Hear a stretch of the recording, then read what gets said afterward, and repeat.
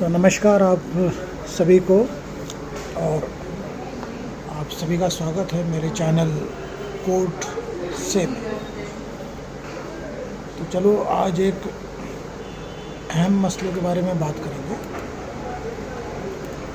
जब किसी के खिलाफ एफआईआर होता है या कोई क्राइम रजिस्टर्ड होता है तो अमूमन जो एक्यूज़ड होता है वो एंटिसिपेटरी बेल के लिए अप्लाई करता है, और सेशंस कोर्ट से लेकर हाई कोर्ट से लेकर सुप्रीम कोर्ट तक एंटिसिपेटरी बेल का उसको जो लाभ लेना होता है। यानी कि अगर सेशन कोर्ट से अगर रिजेक्ट हो जाए तो हाई कोर्ट से रिजेक्ट हो जाए तो सुप्रीम कोर्ट। और जब किसी एक्यूज़ को एंटिसिपेटरी बेल मिलता है तो क्या ये उचित होगा कहना कि जो एंटिसिपेटरी बेल है वो सिर्फ चार्जशीट फाइल करने तक ही एप्लीकेबल होगा।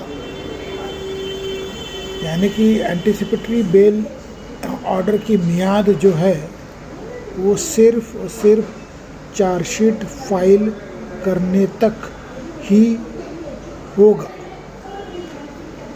तो ये एक सवाल है, और ये सवाल उठा इलाहाबाद हाई कोर्ट, यानी कि जो अभी प्रयागराज है, हाई कोर्ट का नाम तो अभी भी इलाहाबाद ही है। इलाहाबाद हाई कोर्ट के एक ऑर्डर को, एंटिसिपेटरी बेल ऑर्डर को जब असेल किया गया सुप्रीम कोर्ट में, तो उस एंटिसिपेटरी बेल की जो मियाद थी, यानी जो प्रोटेक्शन था एक्यूज़ को, वो सिर्फ चार्जशीट फाइल होने तक ही दिया गया था।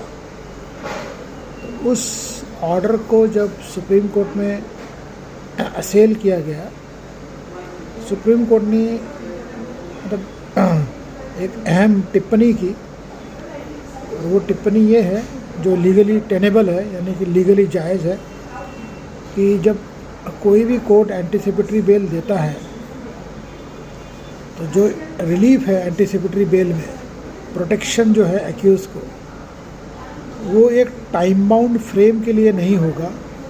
यानी कि चार्जशीट फाइल होने तक ही वो उसकी मियाद होगी प्रोटेक्शन की, रिलीफ की, ऐसा कोई प्रोविज़न नहीं है।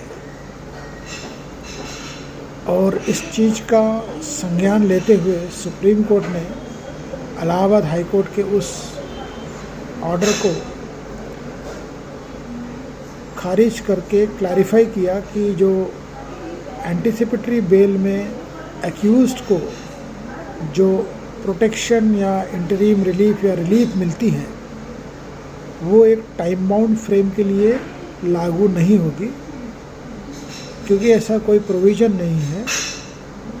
और इसलिए एंटिसिपेटरी बेल के ऑर्डर में ये कहना कि protection will be granted till the filing of the chargesheet, ये अपने आप में गलत है। और इस लिहाज से सुप्रीम कोर्ट ने उस फैसले को ओवरटर्न किया और प्रोटेक्शन जो है एंटिसिपेटरी बेल में एक कन्फर्मिटी के हिसाब से दिया, यानी कि वो लिमिट नहीं किया एक टाइम बाउंड फ्रेम के तहत, क्योंकि ऐसा कोई प्रोविज़न है ही नहीं। तो ये अपने आप में एक अहम फैसला है। हालांकि इलाहाबाद हाई कोर्ट ने क्यों इस तरह का ऑर्डर पास किया था और लिमिट किया चार्जशीट, क्योंकि अगर चार्जशीट फाइल होगी तो वैसे भी समन्स इशू होगा और जो भी एक्यूज़ होगा वो वहाँ पे उसे वापस से हाजिर होना पड़ेगा।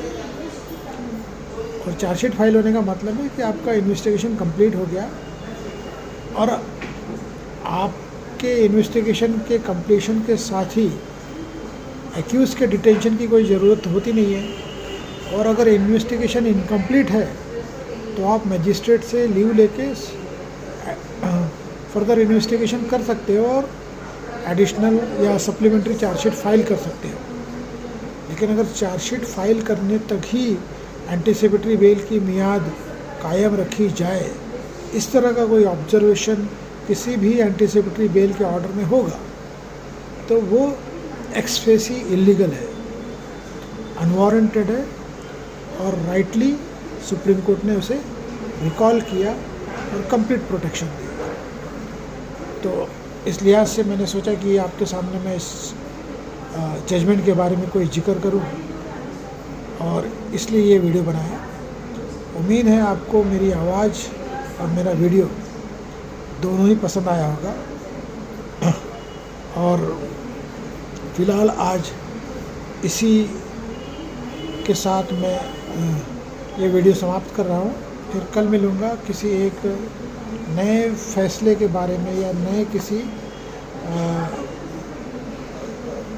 सब्जेक्ट के ऊपर जो कानून से जुड़ा हो या नए किसी इशू के ऊपर जो फिर कानून से जुड़ा हो उसके बारे में बात करेंगे। तो तब तक के लिए अलविदा, thank you, have a nice day and good night.